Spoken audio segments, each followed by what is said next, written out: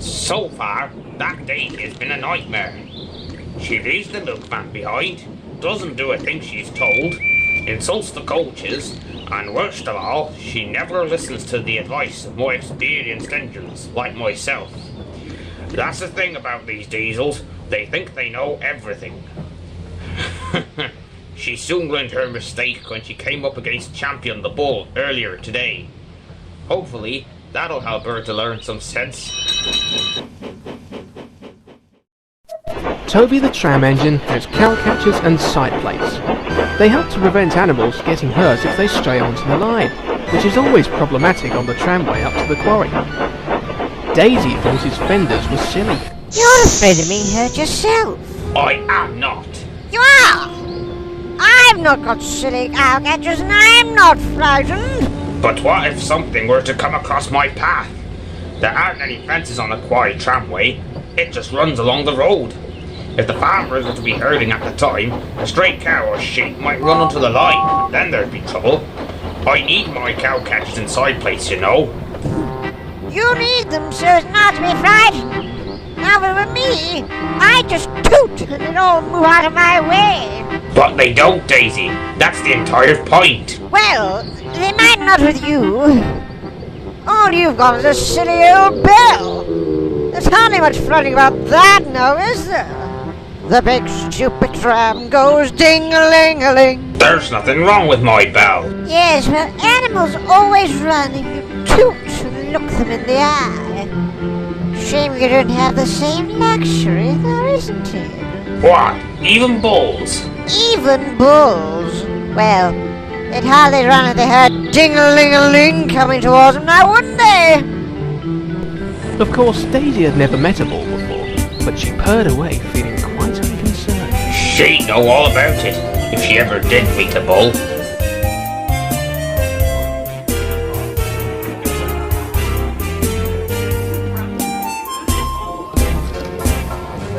At the level crossing, cars waited to let her pass.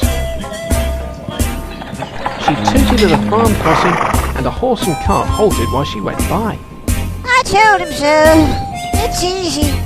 All I have to do is toot and they all stand aside. Poor little Toby, I'm sorry he's frightened. Mind you, with his silly old bell, I doubt there's much you can do about it. At the next station, a policeman was waiting for them with urgent news. There's a bull on the line, I'm afraid, miss. We need you to try and drive it along to the farmer. Ooh. Now I'll show Toby how to manage bulls. A good toot, a stern look in the eye, and I'll have him on his way. Champion isn't a particularly fierce bull, but having been denied the chance to finish eating breakfast, he had become rather cross and uncooperative. Earlier that morning, the farmer had been trying to load him into a cattle float when everything went wrong. Oh, now, come on, Champion. Behave yourself and come on. Oh, no, come on. That wasn't very nice now, was it? Champion, get back here this instant. But it was no use. Champion had broken away and trotted down the road away from the farmer. He jumped a fence, slithered down a slope and found himself lying by the side of the railway line. The farmer soon found him, munching on the grass at either side of the track bed. Ah, no, there's plenty of stuff there for him to eat, so it'll be even trickier to get him back up here again and into that cattle float. Not to worry, sir. I've informed the railway and an engine is on its way to help shift the bull. A few moments later, Daisy meandered into view and blew her horn at Champion. Go on! Shoo! Nothing happened. He's still down there munching away on the grass. Are you questioning my authority, good sir? Just give it time. Champion had his back to Daisy and was too busy eating the grass to pay any attention to her tooting. But again, Champion took no notice of her. This is all wrong. How can I look him in the eye if he won't turn around? Hey! You! Bull! At last, Champion looked up and noticed Daisy. Still chewing the grass, he began to walk towards her. He had never seen anything like her before, and wondered what she was. She tried tooting again, but it was no use at all. Why doesn't he run away? I've looked him in the eye, I've blown my horn, and he still won't run away. Did he just tell me to move? I don't know. I don't speak bull, cow, four-legged, quadrilegged. Shut up, Daisy. I don't know what he's saying. Funny that, though, considering you can understand everything I'm saying. Hence why we're having this conversation. Now, my dear friend, it's you'll have to move. I'll be down the level crossing with the cattle float. This pantomime's become far too painful to watch. What's taking so long to move the wretched thing, driver? That stupid thing's just not gonna move. And if I'm late again, I swear to God, the fat controller's gonna make me do ticket duty. And that's no fun. You have to deal with old ladies going, oh, I don't know how many pounds it costs to get to where I need to be. And I'm like, shut the hell up. I don't know where you have to go. So I just...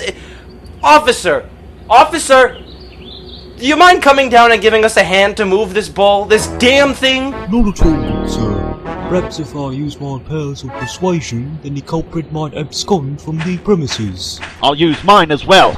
I'll give him a good kick up the backside if he doesn't get out of the way.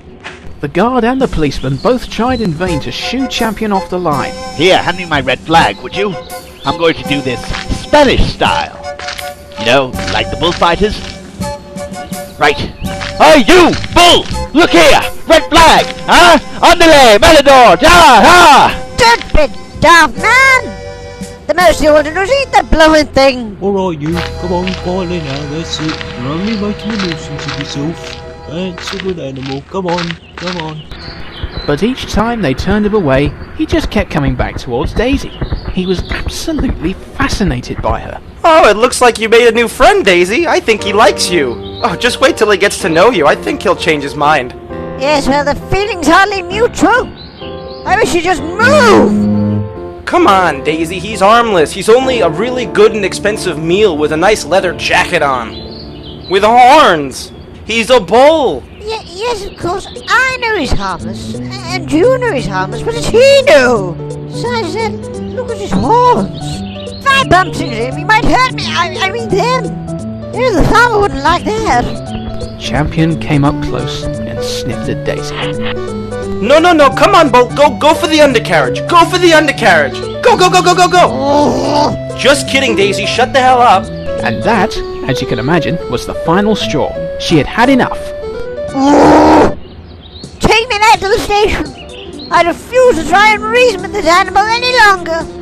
Very well then, Daisy, if you insist. Oh, but before we go, sign this waiver, because there's no way in hell that it's gonna be my fault that we're late. It's your ass on the line, not mine.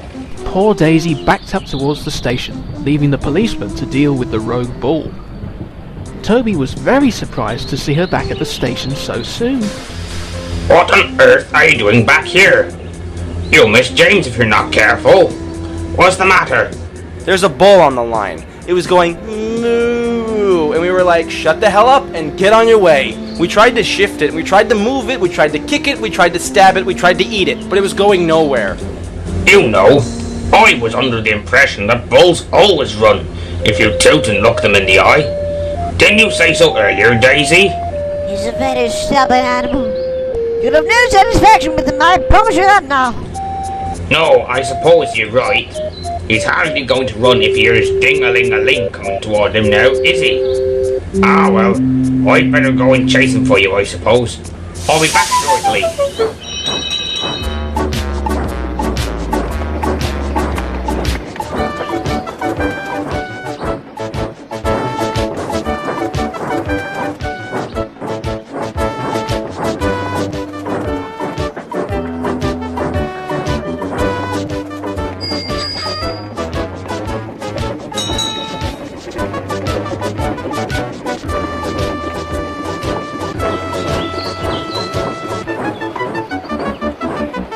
When he arrived, the farmer was still trying to get the big bull to move.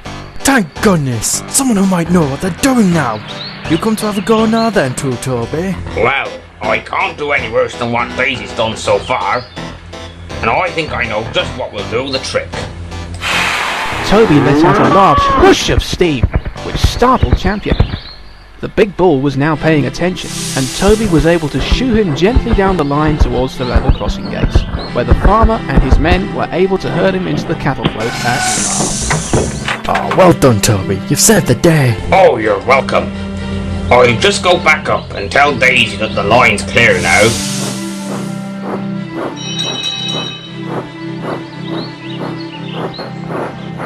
Toby arrived back at the station, where Daisy was still sulking at the platform. You can carry on now, Daisy. I'll shoot Champion off the line for you, and he's on the cattle float. Mind you, it took a bit more than a look in the eye. You'll have to hurry to make up for lost time. James won't wait around forever, you know. Daisy said nothing, and flounced away down the line. She had an exhausting day trying to make up for lost time. Toby and Percy often met her on their journeys, and although they didn't mention bulls, they gave her pitying looks. Why are they looking at me like that? Poor engine. Poor engine. Ooh! By the time she reached the top station at the end of the day, she'd had enough, and was glad that she'd finally been able to return to her shed and relax at long last.